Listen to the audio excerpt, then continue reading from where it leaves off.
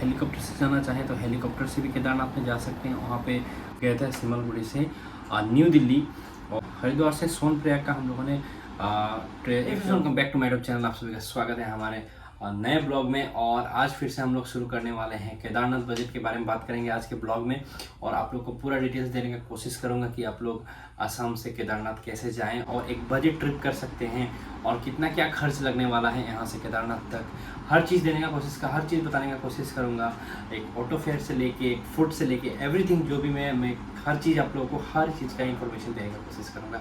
और अगर कोई इन्फॉर्मेशन बच जाए तो आप कमेंट बॉक्स में कमेंट कीजिएगा, मैं उसका इन्फॉर्मेशन और एक बार देने की कोशिश करूँगा। तो चलिए स्टार्ट करते हैं आज का वीडियो और वीडियो में एंड तक देखिएगा ताकि आपको सारा इन्फॉर्मेशन मिल सके और सब कुछ आप लोग जान सके। तो वीडियो में एंड तक बने रहिए। हम लोगों ने अपना जर्नी स्टार्ट किया था 17/6/2023 यानी कि 17 जून 2023 को। और हम लोग का डे 1 हम लोगों ने गए थे सिमलगुड़ी से न्यू दिल्ली और हम लोग को लग गया था 2 दिन।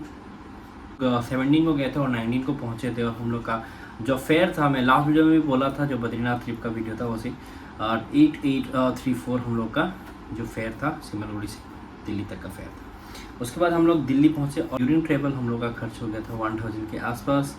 जो भी मील एक्चुअली इंक्लूडेड रहता है राजधानी में, तो उसके वजह से हम लोग का जो 1000 खर्च हुआ। डे 3 हम लोग पहुँच गए दिल्ली और फिर दिल्ली से हम लोग चले गए थे कश्मीरी गेट, जिसका ऑटो फेयर हम लोग को पड़ गया था 200 रुपीज़। ऑटो फेयर पड़ गया था 200 रुपीज़ दिल्ली रेलवे स्टेशन से कश्मीरी गेट बस टर्मिनल तक। तो आप लोग को अगर हरिद्वार पहले हरिद्वार जाना पड़ता है तो हरिद्वार के लिए बस कश्मीरी गेट से मिलेगा आप लोगों को, और एनी टाइम मिलेगा, हर टाइम लगा रहता है गाड़ी, तो आप लोग को वहाँ से मिल जाएगा। और ज़्यादा फेयर भी नहीं है, 370 रुपीज़ पर हेड पड़ता है।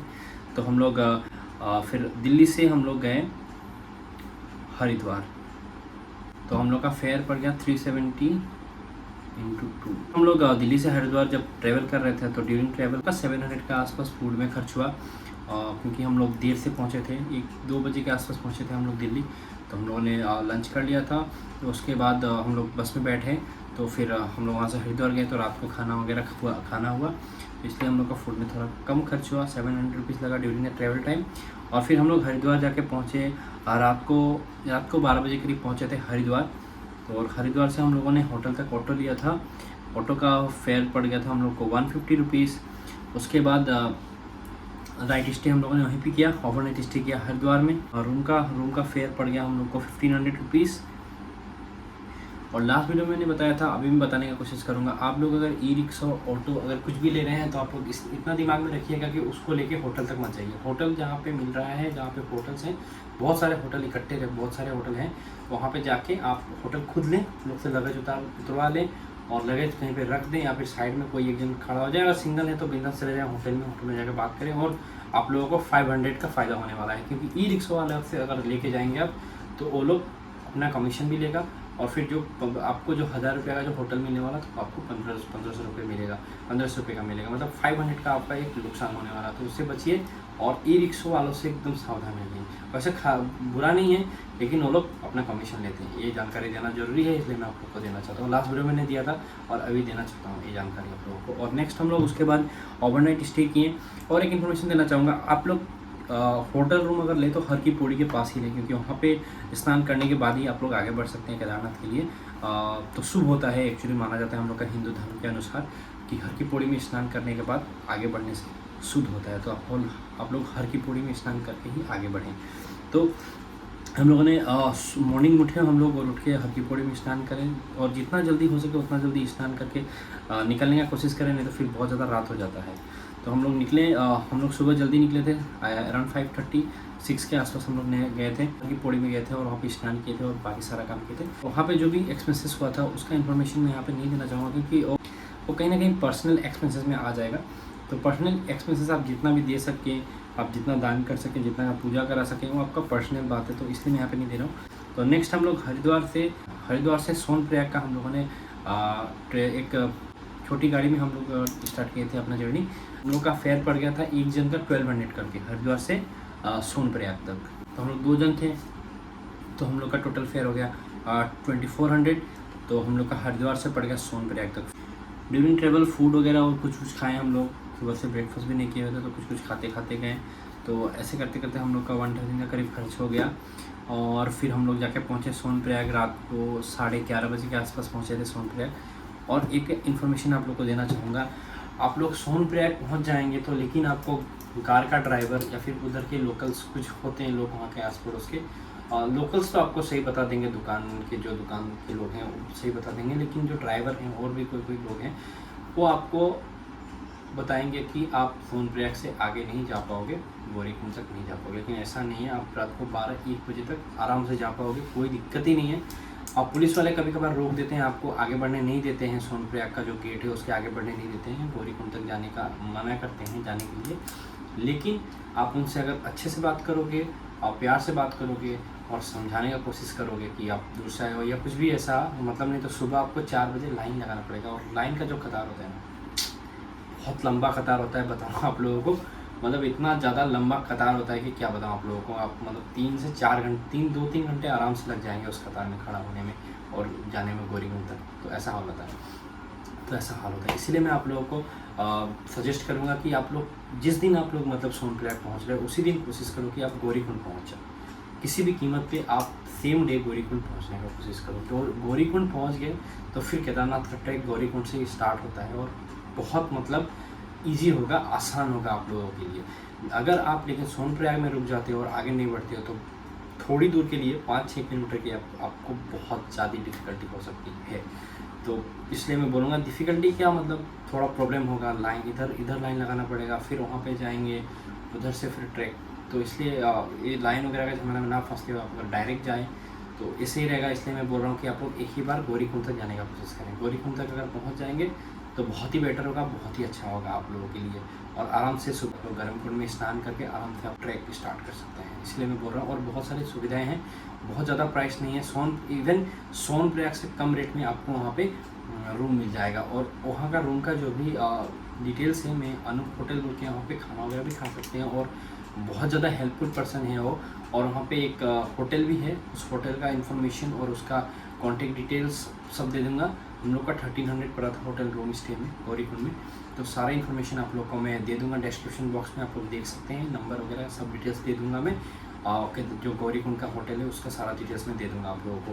तो इस हिसाब से आप अपना बात कर सकते हैं उनके साथ और अपना रूम बुक कर सकते हैं। रूम बुक भी ना करें तो भी वहाँ पे मिल जाएगा रूम, कोई दिक्कत है ही नहीं।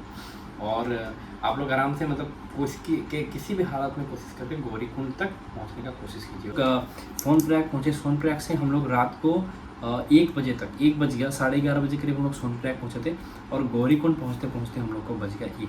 थोड़ी देर पुलिस वालों ने जाने नहीं दिया था, फिर हम लोगों ने रिक्वेस्ट किया, बात किया, फिर उन्होंने जाने दिया और हम लोग जाके पहुँचे 1 बजे गौरीकुंड। और गौरीकुंड में हम लोगों ने ओवरनाइट स्टे किया था। गौरीकुंड में स्टे का हम लोग का पड़ गया था 1300 रुपीज़ और हम लोगों ने खाना भी खाया था 300 का।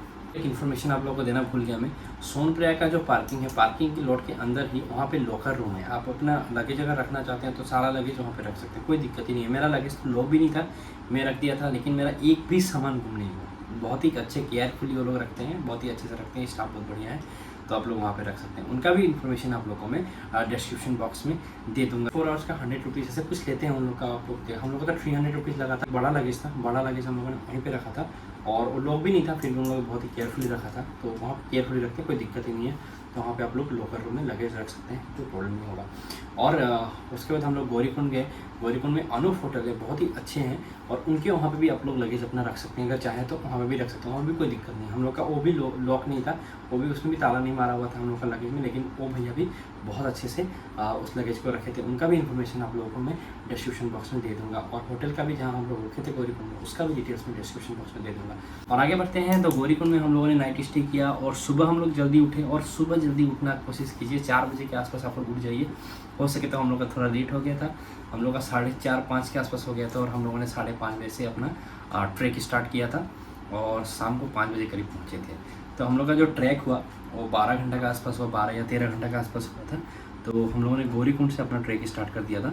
एक्चुअली हम लोगों ने सोचा था कि 16 किलोमीटर का ट्रैक है तो आराम से ट्रैक करके चले जाएंगे, लेकिन 16 किलोमीटर का ट्रैक 22 किलोमीटर का था एक्चुअली, हम लोग को पता नहीं था। और ट्रैक 22 किलोमीटर का था। आगे जानकी चट्टी बोल की जगह, वहाँ पे जाके मुझको पता चला कि ये ट्रैक 16 किलोमीटर का नहीं है, 22 किलोमीटर का, क्योंकि पहले का रास्ता टूट चुका था और अभी नया रास्ता बना था।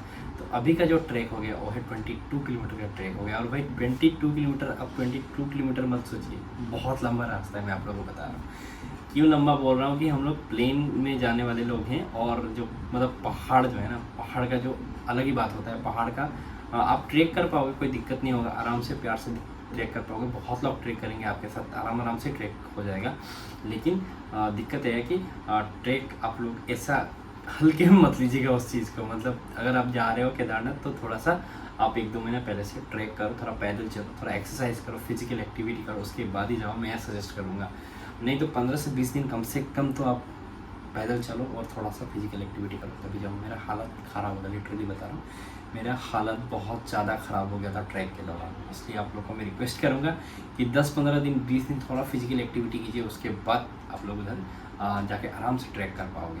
तो ये ज़रूर कीजिएगा अपना फिजिकल एक्टिविटी। अगर जो लोग नहीं करते हैं और जो लोग करते हैं उनके लिए कोई दिक्कत ही नहीं है। तो वैसे ही फूड वगैरह करके हम लोग का 500 का आसपास खर्चा हुआ था। 500 का एक्चुअली हम लोग का वाटर बोतल बहुत लगा था। वाटर बोतल का बता दूँ आप लोगों को, वहाँ पे मतलब फूड का, वाटर बोतल का, इस सब का बहुत ज़्यादा हाई प्राइस है। इवन आप लोग को बता दूँ मैं, एक वाटर बोतल का 100 रुपीज़, जो 20 रुपीज़ का वाटर बोतल है उसका दाम होता है 100 रुपीज़। मैगी आपको 100 का मिलेगा, मतलब 100 के नीचे कुछ है ही नहीं, आप समझ जाओ पहाड़ के ऊपर। इवन सोनप्रयाग में भी ये हाल है, वाटर बोतल कम में मिल जाएगा, लेकिन बाकी सारा फूड वगैरह का दाम थोड़ा ज़्यादा है उधर, बहुत ही ज़्यादा है। और रूम भी, अगर रूम कोई दे रहा है 2000 का 2500 का, तो वो ज़्यादा कम करेगा ही नहीं। 2500 का है तो 2000 के नीचे वो देगा ही नहीं, ऐसा हाल है मतलब वहाँ पे। तो इस चीज़ के लिए आप मेंटली थोड़ा सा प्रिपेयर होकर जाइएगा कि पैसा खर्च करना ही पड़ेगा, जो जितना बोलेगा उतना देना ही पड़ेगा, कम नहीं होता। बार्गेनिंग तो लोग नहीं मानेगा, लेकिन फिर भी अपने तरफ से थोड़ा बहुत बार्गेनिंग करना चाहिए, नहीं तो वो लोग बहुत ज़्यादा ले लेगा आपसे। तो बार्गेनिंग तो करना ज़रूरी है, लेकिन थोड़ा कहीं ना कहीं मुझको ये चीज़ गलत लगा कि वो लोग हर चीज़ में बहुत ज़्यादा दाम बोलते हैं और 2-2 मिनट में वो लोग का प्राइस बढ़ते रहता है, ऐसा हाल है मतलब। तो ये थोड़ा सा कहीं ना कहीं थोड़ा ख़राब लगने वाला चीज़ है। तो इस चीज़ को थोड़ा आप लोग मेंटली प्रिपेयर होकर चाहिए तो सही होगा मेरे हिसाब से, क्योंकि आप तो दर्शन करने जा रहे हो तो क्या मतलब है, थोड़ा 2 रुपये खर्चा भी हो तो कोई दिक्कत नहीं। तो ऐसे सोच के जाना पड़ेगा। और एक इन्फॉर्मेशन आप लोग को देना चाहता हूँ मैं, बहुत ही ज़्यादा इम्पोर्टेंट इन्फॉर्मेशन आप लोग को देना चाहता हूँ मैं, कि आप लोग ट्रैक के दौरान बहुत लोग पाओगे जो लोग आपको बोलेंगे कि मेरा पर्स गुम हो गया है, ये हो गया है, फलाना हो गया है, ढिमकाना हो गया है, मेरे को पैसा चाहिए, मेरा पैसा नहीं है, फैमिली कुछ खाया नहीं है सुबह से। तो ये लोग आपको यहाँ मिल सकते हैं, तो इन लोगों से आप एकदम बच के रहो। ये टोटली फ्रॉड है, किसी को आप एक भी रुपया मतलब देने का सोचिएगा भी नहीं रास्ते में। मैं तो ये बताऊँगा ट्रैक के दौरान। ये लोग एक्चुअली बाहर से आया हुआ है कोई, और आके यहाँ पे ये लोग अपना मतलब एक बिज़नेस टाइप कर दिया है, बिज़नेस चला रहा है, ऐसा कर दिया मतलब। तो ये लोग से आप लोग सावधान रहें। इस बीच में मैं बोल दिया ये बात, क्योंकि इन लोगों से सावधान रहना बहुत ज़्यादा ज़रूरी है। मैंने खुद उन लोगों को 200-300 रुपये पैसा दे दिया। वो लोग जो जैसे बात किया मतलब वो समझ के मैंने दे दिया, लेकिन बाकी वो लोग का काम, लेकिन ये बहुत ही गंदा एक बिज़नेस हो रहा है। तो कहीं ना कहीं इसको भी देखना चाहिए गवर्नमेंट को। लेकिन ये बात से आप लोग ये बात एकदम दिमाग में बैठा कर जाइए कि ऐसे लोग मिलेंगे आपको रास्ता में जो झूठ मूठ का आपसे पैसा मांगेंगे, और वो लोग का बिज़नेस वो लोग बना के चल रहा है। तो इस बात को ज़रूर से ज़रूर थोड़ा सा समझ के जाइएगा, ताकि आप लोग वो लोग के चक्कर में ना पड़े। तो उसके बाद हम लोग ट्रैक करके पहुंच गए केदारनाथ, और केदारनाथ में दर्शन हो गया शाम को। और मैं आप लोगों को इस बीच में एक इन्फॉर्मेशन भी देना चाहूँगा कि केदारनाथ के अंदर VIP दर्शन भी होता है। हम लोगों ने नहीं किया था, हम लोग तो बाय द वीडियो में आप लोगों ने देखा होगा, टोकन भी लिया था, लाइन भी लगाया था, फिर लाइन लगा हम लोग अंदर गए थे। लेकिन आप लोग अगर VIP दर्शन करना चाहते हो तो वहाँ पे सिस्टम है, और सिस्टम क्या है मैं नहीं देना चाहूँगा इन्फॉर्मेशन उसके बारे में। आप लोग वहाँ पे जाके समझ जाओगे, थोड़ा सा दिमाग लगाना, आप लोग पूरा समझ जाओगे। लेकिन VIP दर्शन होता है वहाँ पे, ये बताना चाहूँगा। उसके बाद हम लोग वहाँ पे ट्रैक करके पहुँचे, और शाम को पूजा वगैरह, आरती वगैरह सब कुछ मिल गया। भाग बहुत अच्छा था हम लोग को, आरती भी मिला। तो आरती में शामिल हुए हम लोग, सारा कुछ हुआ, पूजा भी हुआ। उसके बाद रात को हम लोग स्टे किए एक होटल में। और मैं यहाँ पे आप लोगों को प्रसाद वगैरह का प्राइस नहीं दूंगा, क्योंकि वो भी पर्सनल पूजा में आ रहा है, तो इसलिए मैं ये सब इन्फॉर्मेशन शेयर करना जरूरी नहीं समझूंगा। क्योंकि कोई 500 रुपये का भी मिठाई प्रसाद चढ़ा सकता है, कोई 1000 का भी प्रसाद, मतलब अपना कैपेसिटी के हिसाब से, इसलिए मैं ये चीज़ यहाँ पे इन्फॉर्मेशन नहीं दे रहा हूँ। तो हम लोगों ने नाइट स्टे किया, और नाइट स्टे आप लोग देखिएगा वहाँ पे 8000, 10000, 6000, 7000 के नीचे कोई नहीं बोलेगा आपका रूम सब 6000, 7000, 6000, 7000 ही बोलेंगे आपको। लेकिन आप उसी में से बार्गेनिंग करो करते करते आप 6,000 का रूम हम लोगों ने 3,000 में लिया था। और रूम क्या लिया था क्या बताऊँ, रूम का कंडीशन पैथेटिक हो ही गई, लेकिन ब्लैंकेट वगैरह बहुत ही बढ़िया देंगे वो लोग, लेकिन वही रूम का कंडीशन थोड़ा पैथेटिक रहता है। मजबूरी है, उपाय नहीं, एक 1 नाइट गुजारना पड़ेगा। वहाँ पर टेंट वगैरह भी मिलता है 300, 400, 500 में। तो टेंट में रहने से अच्छा रूम में रहिए, मैं तो ये बोलूँगा, क्योंकि टेंट में बारिश आ गया, कुछ भी होगा, बहुत दिक्कत होगा, प्रॉब्लम हो जाएगा। इसलिए मैं आप लोगों को सजेस्ट करूँगा कि रूम में रहिए, सबसे बेस्ट है। और बार्गेनिंग कीजिए, जितना हो सके उतना बार्गेन करके थोड़ा कम करवाइए, नहीं तो वो लोग 6,000 7,000 बोलता है, लेकिन 3,000 में भी रूम मिल जाएगा। हम लोगों ने 3,000 में रूम लिया था। तो हम लोग केदारनाथ में नाइट स्टे किए थे, और हम लोग का रूम का पड़ गया 3,000 रुपीज़। और फिर नाइट का जो फूड था हम लोग का 300 का था। और आप लोग को एक इन्फॉर्मेशन देना चाहूँगा, वहाँ पे बर्फ़ पिघला के एक्चुअली पानी बनता है। तो गर्म पानी जो आता है, गर्म पानी का जो रेट होता है 250 पर बाल्टी होता है। एक बाल्टी का 250 रुपीज़ वो लोग लेता है। तो गर्म पानी का याद है। तो ठंडा पानी है वहाँ पे, लेकिन बहुत ज़्यादा बर्फ़ पानी है। अगर आपको प्रॉब्लम है तो होटल वगैरह से बात करके आप पानी भी ले सकते हो, लेकिन 250 रुपीज़ ये बता दे रहा हूँ आप लोगों को, गर्म पानी का 250 पर बाल्टी। तो ऐसे ही हम लोग रहे और खाना पीना हुआ रात को, फिर नाइट स्टे हो गया हम लोगों का। और मॉर्निंग में फिर उठे थे हम लोग जल्दी। फिर वहाँ पे जाके हम लोगों ने पूजा वगैरह किया मंदिर में। पूजा वगैरह करने के बाद वहाँ पे हम लोगों ने फिर ब्रेकफास्ट किया। ब्रेकफास्ट में हम लोग का लग गया, हम लोग का 500 लग गया हम लोग का ब्रेकफास्ट करते करते, क्योंकि फूड का रेट बहुत ज़्यादा हाई था और हम लोगों ने अच्छा से खा लिया, क्योंकि हम लोग को ट्रैक भी करना था। तो 500 लग गया फूड का हम लोगों का। और फिर हम लोगों ने ट्रैक स्टार्ट किया था 9:30 9:40 के आसपास हम लोगों ने ट्रैक स्टार्ट किया था केदारनाथ से गौरीकुंड तक। ड्यूरिंग ट्रैक हम लोग जब ट्रैक बैक कर रहे थे, हम लोग को 1000 खर्च हुआ खाने में, क्योंकि हम लोग फ्रूट्स वगैरह, जूस वगैरह ऐसे कुछ खाते आए। तो हम लोग का 1000 के आसपास खर्च हुआ ट्रैक के दौरान आते समय। गौरीकुंड से सोनप्रयाग तक दोनों का 50 करके 150 रुपीज़ लेता है। गौरीकुंड से सोनप्रयाग तक 50 रुपीज़ फेयर है गाड़ी का, नहीं लेगा वो लोग। और फिर हम लोग सोनप्रयाग पहुंच गए, वहाँ पर रूम ले लिया। और उस रूम का भी डिटेल मैं आप लोगों को दे दूँगा। प्रियंका योगी तिवारी जी हैं, वो केदारनाथ की कुछ हैं भी, और वो केदारनाथ मूवी में भी थी, as a part time role में थी। तो वहाँ भी आप लोग देख पाएंगे प्रियंका योगी तिवारी जी को। और यूट्यूब पे बहुत फेमस हैं वो भी मिल जाएंगे आप लोग को, यूट्यूब में सर्च कीजिएगा तो। और उनके ही होटल में हम लोग रुके थे। तो होटल का हम लोग का स्टे का पड़ गया था 2000 रुपीज़। और फिर वहाँ पे एक्चुअली आप लोग सिंगल अगर जा रहे हो तो डॉर्मेटरी वगैरह भी है। डॉर्मेटरी 300 400 से स्टार्ट है। तो वहाँ भी आप लोग 300 या 400 में डॉर्मेटरी में भी रह सकते हो। और उनका डिटेल्स मैं दे दूँगा डिस्क्रिप्शन बॉक्स में। और फिर सोनप्रयाग में हम लोग नाइट स्टे किए। वहाँ पे फिर हम लोगों ने डिनर किया। तो डिनर वगैरह 500 का हम लोग का आ गया सारा कुछ वगैरह। हम लोग शाम को भी कुछ खाए थे, तो ऐसे करके 500 रुपीज़ हो गया। और ओवरनाइट हम लोगों ने स्टे किया वहाँ पे सोनप्रयाग में। ये इन्फॉर्मेशन एकदम इम्पोर्टेंट है, ये ध्यान से सुन लीजिएगा आप लोग, कि सीतापुर से आप लोग को बस मिलता है। सीतापुर का बहुत बड़ा पार्किंग है, वहाँ से बस स्टार्ट होता है। और बद्रीनाथ, हरिद्वार कहीं के लिए बस आपको सीतापुर से ही मिलेगा। और सुबह 8 बजे तक मिलेगा, उसके बाद नहीं मिलेगा। तो जितना जल्दी हो सके, अगर 4 बजे आपका नींद खुल गया तो 4 बजे जाइए, 5 बजे तो 5 बजे, लेकिन जितना जल्दी हो सके उतना जल्दी आप सीतापुर पार्किंग में पहुंच जाइए, ताकि आप गाड़ी जल्द से जल्द पकड़ सको। वरना गाड़ी फुल हो जाता है एकदम, आदमी लाइन लगा रहता है कि कब बैठ जाए। तो ये इन्फॉर्मेशन ज़रूरी है आपको। और शेयरिंग में जा सकते हो, लेकिन शेयरिंग में बद्रीनाथ तक बहुत कम गाड़ी जाती है। तो ये बताना चाहूँगा आप लोगों को, बहुत कम गाड़ी के पैसेंजर्स, क्योंकि जितने भी लोग घूमने आते हैं, मतलब बहुत ज़्यादा लोग केदारनाथ ही घूम के चले जाते हैं, फिर बद्रीनाथ नहीं जाते हैं। तो ऐसे में मतलब बहुत कम पैसेंजर मिलते हैं, कभी कभी मिल जाते हैं, फिर कभी कभी कम मिलते हैं। लेकिन बस रेगुलरली चलती है, सीतापुर से बद्रीनाथ तक रेगुलरली चलती है बस। तो वहाँ से आपको मिल जाएगी। सीतापुर पार्किंग में जितना जल्दी हो सके लेकिन पहुँचे। और वहाँ पे गाड़ी में बैठने के बाद आपका सीट मिल गया तो कोई दिक्कत ही नहीं है, फिर आप अपना फेयर दीजिए, अपना चलते रहिए।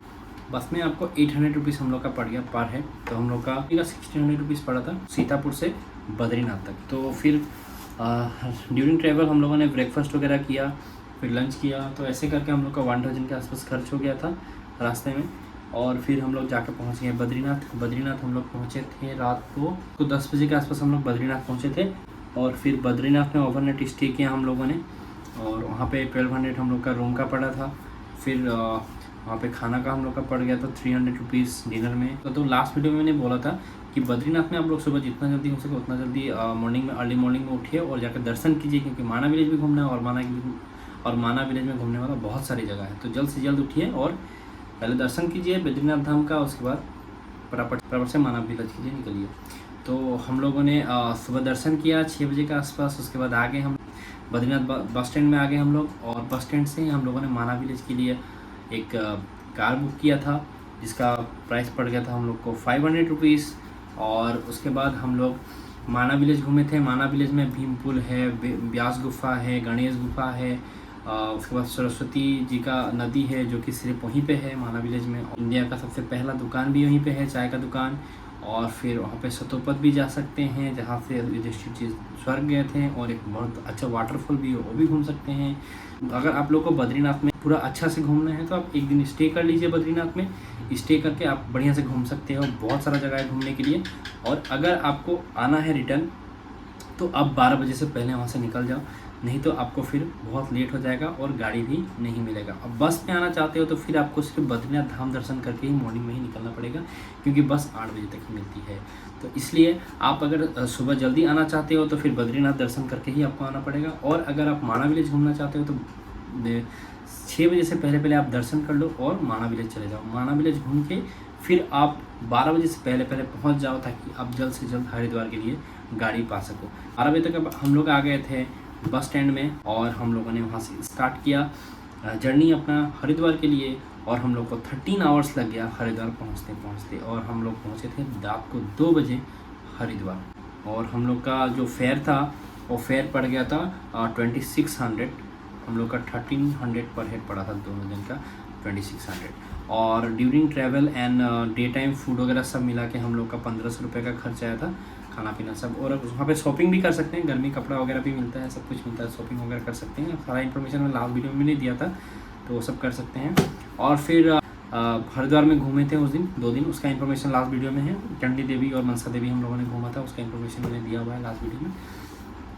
उसके बाद हम लोग वहाँ से हम लोग आए थे दिल्ली, हरिद्वार से दिल्ली आए थे। तो हरिद्वार से दिल्ली का हम लोग का फेयर पड़ गया था 370 × 2 = 740। तो दोनों का मिला के हम लोग का 740 मिला। दिल्ली हम लोग आके पहुँचे थे रात को 2 बजे, और बहुत ज़्यादा रास्ता जाम था इसलिए देर हो गया। लोगों ने वहाँ पे स्टे किया।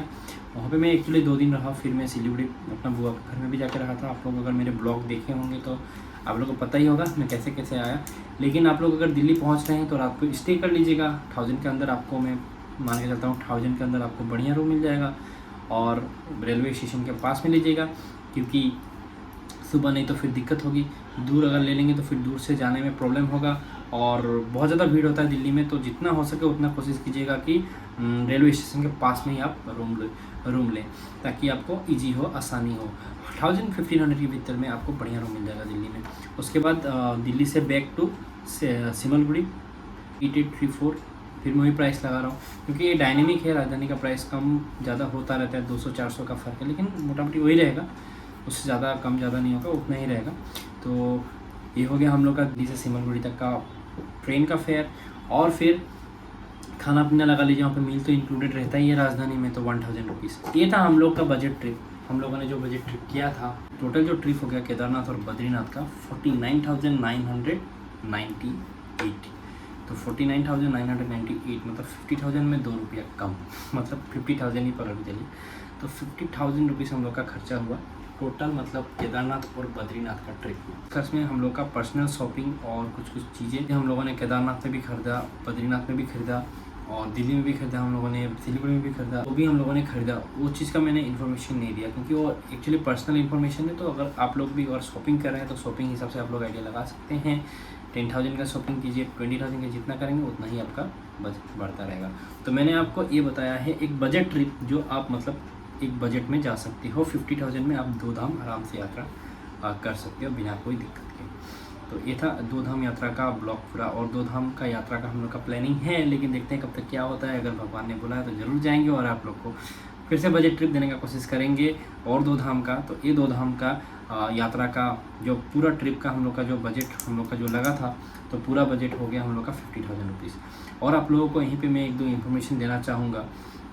अगर आप लोग हेलीकॉप्टर से जाना चाहें तो हेलीकॉप्टर से भी केदारनाथ में जा सकते हैं, वहाँ पे फाटा से जा सकते हैं, ऊखीमठ से जा सकते हैं। लेकिन मैं आप लोग को एक बताना चाहूँगा कि आप लोग अगर हेलीकॉप्टर से जाना चाहते हैं तो 1 या 2 महीना पहले उसका बुकिंग करें, ना कि जब जा रहे हैं तभी करें, क्योंकि तभी करेंगे तो आप लोग का प्राइस जो है बहुत ज़्यादा हाई मिलेगा। 8,000 तक चला जाता है 1 वे, तो इसलिए मैं आप लोगों को सजेस्ट करूँगा कि आप लोग पहले ही उस चीज़ को करवा के जाएं बुकिंग पहले से, तभी आप लोग का मतलब फ़ायदा होगा, थोड़ा नुकसान कम होगा, बेनिफिट होगा मतलब आप लोगों का। अगर हेलीकॉप्टर से जाना चाहें तो, और अगर ट्रैक करना चाहें तो कोई दिक्कत ही नहीं है, कर सकते हैं आराम से। और घोड़े भी ले सकते हैं, लेकिन मैं घोड़े लेने के लिए आप लोग को रिक्वेस्ट करूँगा कि घोड़े मत लें, घोड़ा लेना सही नहीं होगा, या फिर किसी पिट्ठू में या फिर किसी पालकी में जाना भी मैं सही नहीं देखता हूँ, क्योंकि खुद पाँव से जाना सही होगा। तो इसके लिए मैं बोलूँगा आप लोगों को घोड़ा तो नहीं लेना, खच्चर तो लेना ही नहीं चाहिए, क्योंकि फिर अच्छा नहीं होता है लेना। तो मैं सजेस्ट नहीं करूँगा खच्चर लेना, आप लोग खुद ट्रेक करके जाओ तो ज़्यादा बेटर रहेगा। और पालकी और पिट्ठू भी लेना उतना ज़्यादा वो नहीं है, लेकिन कोई चाहे तो ले सकता है, और उसका प्राइस भी बहुत ज़्यादा नहीं होगा। मैं जहाँ तक जानता हूँ अगर खच्चर में जाएंगे तो 4000 वन वे होगा, हिसाब से पिट्ठू का भी 3000 4000 ऐसे ही होगा, और पालकी का भी वही होगा। और ऊपर जाने से थोड़ा रेट कम भी होता है, रेट बार्गेनिंग करना पड़ते हैं उनके साथ, बार्गेनिंग करके आप रेट भी कम ज़्यादा वो कर सकते हो, आप अपने हिसाब से कम करवा सकते हो बार्गेनिंग करके।